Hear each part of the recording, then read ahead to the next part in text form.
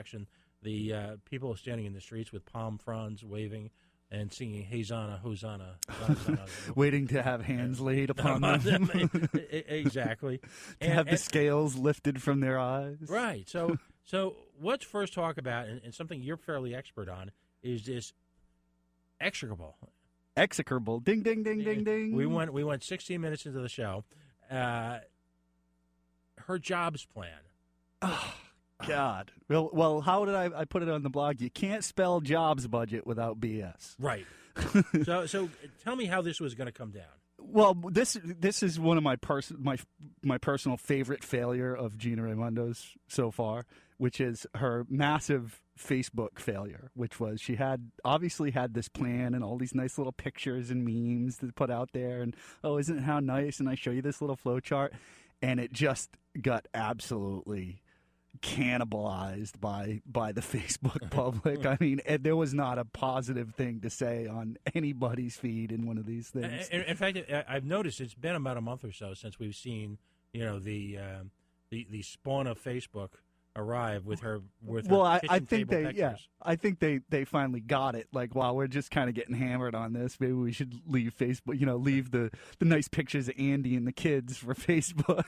Yeah, even those. Please. I am perpetually creeped out by politicians inflicting their families upon us. And actually I feel badly for the families because there's no reason for it. You're not fooling us. I believe in leaving families out of it. Right. But that's a mutual effort. As a erstwhile member of the media, as we are here on WPRO, your station for news and business. Well, that's the other guy's right? The husband and kidsploitation. Exactly. I wouldn't ever deign to talk about that. But how can we miss them if they won't go away? Yeah. So, Gina, if you've made a decision to remove your children and husband from the formula, God bless you.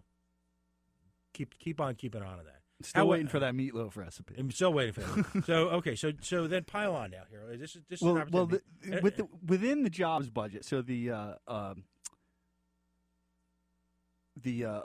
what do they call it? The enabling legislation is on the table in the House right now and in the Senate. And I got to tell you, some of the stuff in this, they're looking at Commerce Corporation. They're looking at a 20% investment to get access to commerce funds. So basically, if you want to get $4 million of the state's money, you got to put up $1 million. And then, of course, they tried to cap it at 30. The state can only invest 30% in a project unless there's a shortfall, unless there is a significant financial shortfall. This is basically taking 38 studios and these crazy tax giveaways and just codifying them. It's making them law, and it's cronyism at its highest. The thing that sticks in my craw the most about this stupid jobs budget is the student loan forgiveness, which everybody thinks, would be a good thing, but it's only for students that go into the STEM sectors, right? Science, technology, engineering, math. So what message is that sending? Of which, by the way, there are so many jobs here in Rhode Island. Right, but what message is that sending to the nursing student, to the teaching student, to the culinary arts kid at Johnson & Wales? It's basically saying, hey, you know what? We want these people. We don't want you. So essentially, you're looking at politics through buzzwords. If it's a hot topic, we're going to have some cliched response to it, buried underneath of which will be some incredibly wasteful, ill-focused, ill-targeted, ill-conceived, ill-spent money. We've got a caller actually on the line. We've got, I think this is my friend, I always lovingly refer to him as INS Joe. Truly one of the legends of local talk radio, not only just for his efforts here, but his career working on the fields, on the streets of New York and Providence. A fellow New Yorker. Joe, how are you? I never worked in INS in New York. Oh, okay. Yeah. You're a court officer. Thinking of Chicago. Chicago. Yeah. Chi-town. On the other hand, I was a state court officer in New York for about 5 years. Oh, I did learn a lot there. Believe me, when I got up here, like 3/4 of the guys we were sending up for deportation had convictions in New York. So I was so familiar with New York criminal and procedural law and penal law, it helped. But the point I wanted to bring up was, unfortunately, we got a governor that was elected on a a generic quality. Okay, the first woman governor. Oh my God, first woman governor. That burdened everything else in the election. It didn't help that Healy came in at the last minute either. Right. But Well, actually, when I looked at the election numbers precinct by precinct, what I came up with, Healy took most of his votes from Gina Raimondo. If you line it did up, he really? I don't know. if you line it up with the votes for the Democratic Congress people in those districts, Yeah. there was a significant drop off between how many voted for the Jack Reed or Jim Langevin and Gina Raimondo. There was Well, a big drop off in there. this next election. That whole dynamic's going to change because there's no more Master Lever. Right. And so People aren't going to coattail worthless people in because somebody hits the D lever. But now we're about to elect. People want to elect a president based on generics. We have one now whose outstanding quality is that he was going to be the first black president. So people were afraid or unwilling to critically evaluate the guy. Well, and you saw this week in a stunning turnabout in numbers generated by his own administration, we actually saw a collapse. We actually saw a walkback on gross domestic product, which is it has never Unprecedented. really ever happened before. Well, we've seen a lot of things that we haven't seen before. I am not at all in favor of military adventurism, but right now we have a situation with ISIS that isn't going away. Right. I mean, it's like having metastatic cancer. If you can make believe you don't have it, but it's not going to make believe it doesn't have you. Right. Oh, it's government by what I call whack-a-mole. I mean, we it's not good. But the situation here with Gina Raimondo, she had a perfectly good opportunity to invest in firearms companies, but because it was trendy to be anti-gun, she hurt people who depended on those investments. And she invested in some very dicey companies, like this hedge fund that got it's under SEC investigation for bribing government officials in the Central African Republic. Do you have any idea what kind of country the Central African Republic is? Yeah, we actually do here. I mean, this is like what you make a Woody Allen movie about. Right. It's like bananas, except in that country. That's a country where at one point the head of state was a guy named Bokassa, who murdered hundreds of schoolboys because they didn't like the uniforms he gave them. I mean, this is where she's putting money. Well, he's not there anymore, but they killed him. Right, but I mean, ultimately, the sad part is that she was an epic failure as treasurer. Oh yeah, and that was considered her area of expertise. That was really the sweet spot. And I guess somehow we're supposed to expect something different when she becomes governor. Well, she's all show. She's all on the surface, and there doesn't seem to be any depth. She has the depth of a mud puddle. She might be a very, very smart person. I'm not saying she isn't. She might be a brilliant person, but she's brilliant at making money for herself. Right. And her friends and her cronies.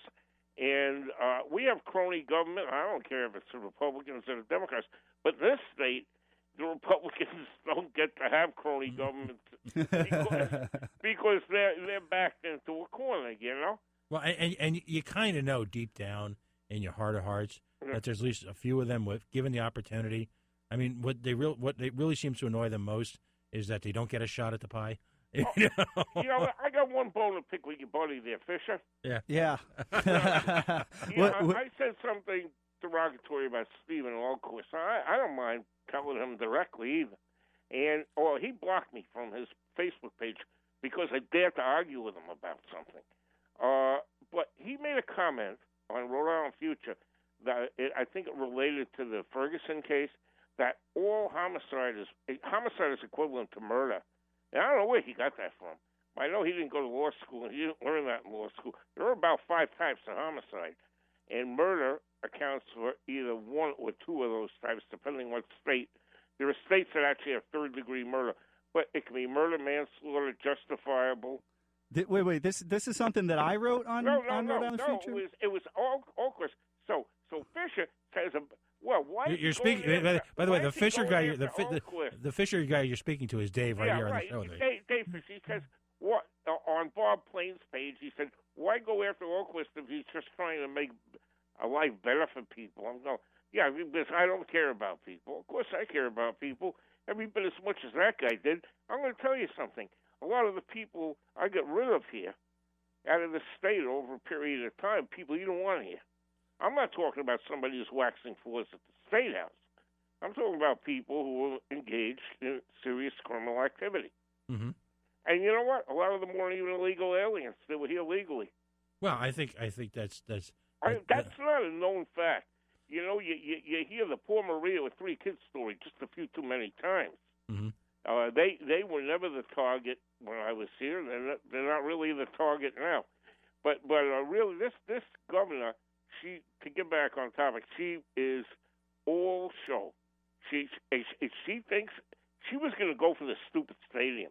You know it. Oh, I absolutely. I mean, she waited, and the interesting part is, she's got the knives out because she waited for the late great Mr. Skeffington's halfway through his presentation to drop the A-bomb which was on her. Just priceless. Which was. I mean, yeah. Way to thank someone for giving you all the money. Well, she's probably reading a ticket tape. She had her ear to the ground through her cohorts, and it wasn't looking too good for that. We are beset by politicians who are throwing ridiculous things, whether it's the streetcar or the stadium. Nothing normal. I grew up in New York City when they had a mayor named Wagner, who was a Democrat, who ran the city very, very well. And things went downhill after that. I don't know what's wrong with conventional government. Well, everyone, I think, Joe, you bring up a great point. And Joe, again, thank you for calling. Okay. Thanks, Joe. The great point here is whatever happened to that's actually an outstanding point. Whatever happened to just running a city. Right.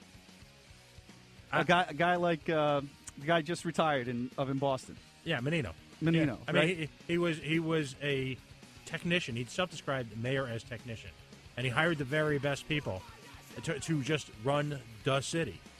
How about getting back to basics in a city like Providence, which is bankrupt? And instead of someone trying to do the vision, let's spend a year or two acting like adults. You're listening to a group of people who are incapable of acting like adults. You're listening to the Coalition on AM 630 WPRO 99.7 FM. Facebook.com/The Coalition Radio, at Mighty Mighty Twitter, Coalition_radio, and of course, CoalitionRadio.us. Please hang in for a moment from our multiple fine sponsors and the services that they can afford you to improve the quality of your day-to-day life. Stay tuned. We'll be back in just a moment. Look forward to your calls. News Talk 630 and 99.7 FM WPRO presents the second edition of Politics and a Pint with Dan York. Join Dan once again for an open forum with conversation and debate, off-air and unfiltered. Wednesday, June 10th from 6 to 8 p.m. at Doherty's Ale House in Warwick. Join Dan and talk the issues face-to-face and enjoy some terrific food from Doherty's. It's your opportunity to meet other passionate news junkies. Tickets are just $10, but hurry because space is limited. Like Dan always says, why don't we just debate this over a couple of beers? Head to 630WPRO.com now and click on the Sweet Deals banner to purchase tickets. Politics and a Pint with Dan York, brought to you by Providence Picture Frame, the oldest frame store with the newest ideas, and News Talk 630 and 99.7 FM WPRO. From the Seascape Yard Guard Weather Center, here's your exclusive AccuWeather forecast. Mostly cloudy skies tonight. We'll have a shower around late, the low 60 degrees, and thunderstorms in the forecast tomorrow, so your high 81. Rainy tomorrow night, the low 52, and it stays rainy right through Monday and Tuesday. With WPRO's exclusive AccuWeather, I'm meteorologist Dave Samuel. AccuWeather on the voice of Southern New England. News Talk 630 and 99.7 FM WPRO. Need a vacation but don't have the funds? Don't worry yourselves. Just stop by Halfway Tree Authentic Jamaican Cuisine for a quick trip to the islands. Enjoy some authentic Jamaican food from Halfway Tree, named Best of Rhode Island by Rhode Island Monthly Magazine. Plus, every Saturday, it's New England's #1 weekly Caribbean party with Paul Michael. Halfway Tree is located in downtown Providence at 150 Chestnut Street. Visit us online at halfwaytreeri.com. Halfway Tree is Rhode Island's leading source for authentic Jamaican food and vibes. Beacon Shipping Logistics will ship any car, any vehicle.